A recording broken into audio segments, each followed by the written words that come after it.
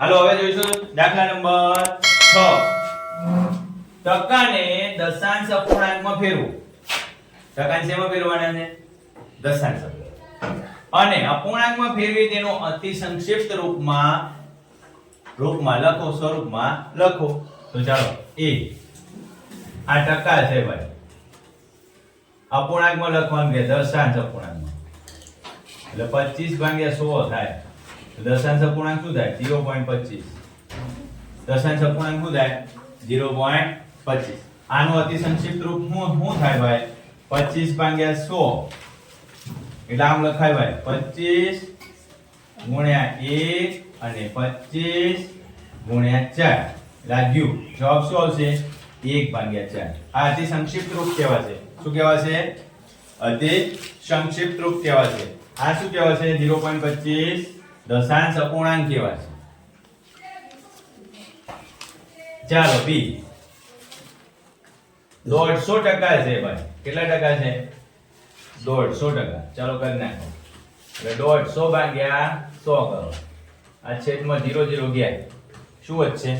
15/10. કેટલા વધશે? એનો દશાંશ અપૂર્ણાંકમાં શું થાય? તો કે 1.5 લખાય. શું લખાય? 1.5.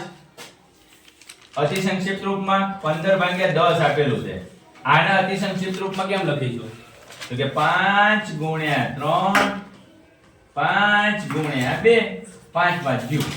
જવાબ શું આવશે? 3/2. શું આવ્યું અતિ સંક્ષિપ્ત રૂપમાં? પાયલ બેન છોકરી તાર મમ્મી જ બનાવી છે. તો પછી હું ચિંતા આપશે હમણાં તને. લઈ આવો જજે, એક ટુકડો લઈ આવજે બેન, એને સુખડી ખાવી છે. હાલો આગળ જોઈએ. ક્યાં પહોંચ્યા આપણે? આ જો કિંજલ તો ઊંઘે છે, આમ લાંબી થઈ. આ ચિંતા નહીં કરો તો બધું કપાઈ જશે. હું તો ગાલો લેક્ચર એવું છે, છોકરો ઊંઘ આવે. મજા આમાં કેમ મારે ટકા મજા કરાવી કે ટકા કેમ નહીં? 50% તો દિવસ ટકા ગોતો મારે કેમ મજા કરાવી કે કઈ હોય આઈડિયા તો કેમ? કોઈ એવો વિડિયો હોય તો મને મોકલજે. તો હોય તો પછી આપણે પેલા કાકાને જોઈએ છે તે આ રીતે આમને બહુ રિસર્ચ કર્યું પછી આ ચાલુ કર્યું. કેમ કહું કે ઓકે ચાલ વાંધો નહીં. કયો દાખલો આવ્યા હતા? A ને B જોયો. 20% છે એટલે તો થોડું થોડું આવું પછી વચ્ચે ભૂખડી રાવું છું તો હું કરું તારે. ચાલો કયો જવાબ આવ્યો? 20% છે. શું છે? 20% ભાઈ. આપણે બધા 20% સુખડી ખાવાની છે. 20% એટલે બબે ઢેબલીઓ લેવાની છે, હરખી રીતે ખાવાની છે. થોડી કડક છે, ચોકલેટી મસ્ત મજા આવશે. તો 20% 20% એટલે 20/100 આવી રીતે લખાય ભાઈ. હે ને? એક મિનિટ ઉડાડી દો એટલે દશાંશ અપૂર્ણાંકમાં શું લખાય? 0.2 લખાય. આ દશાંશ અપૂર્ણાંકમાં લખ્યું બરોબર. હવે આને મારે અતિ સંક્ષિપ્ત રૂપમાં લખવું છે 2/10. એને કેમ લખીશ? તો કે 2 × 2 અને 2 × 5 10. આ 2 2 ગયા, વધ્યું શું?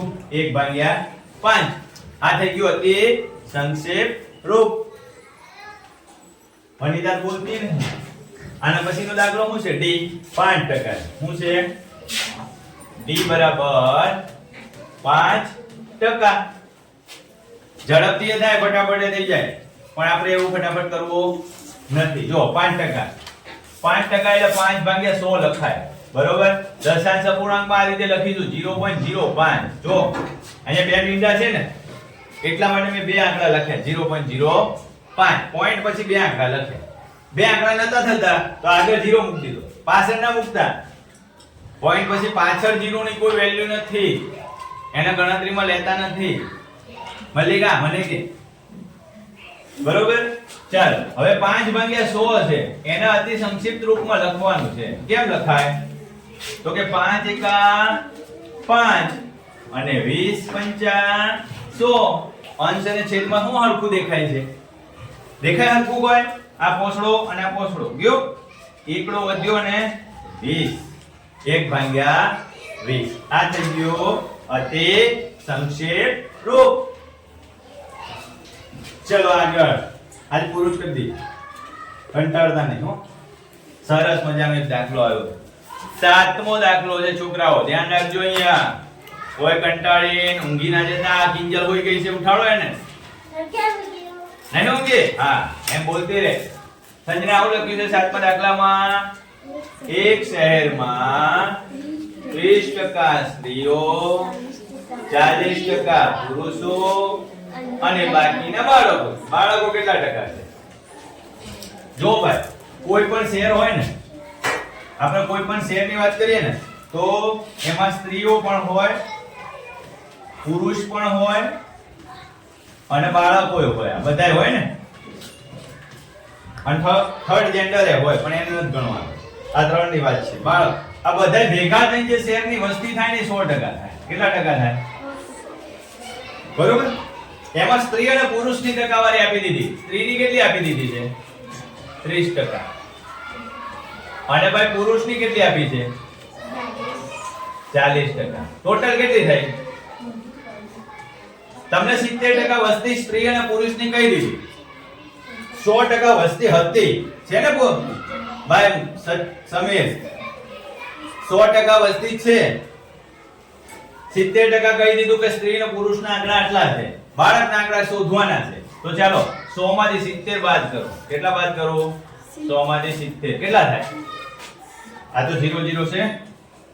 10 માંથી 7 જાય તો 3. બાળકોની સંખ્યા કેટલી હશે? 30%. બાળકોની સંખ્યા કેટલી હશે? 30%. સમજાય?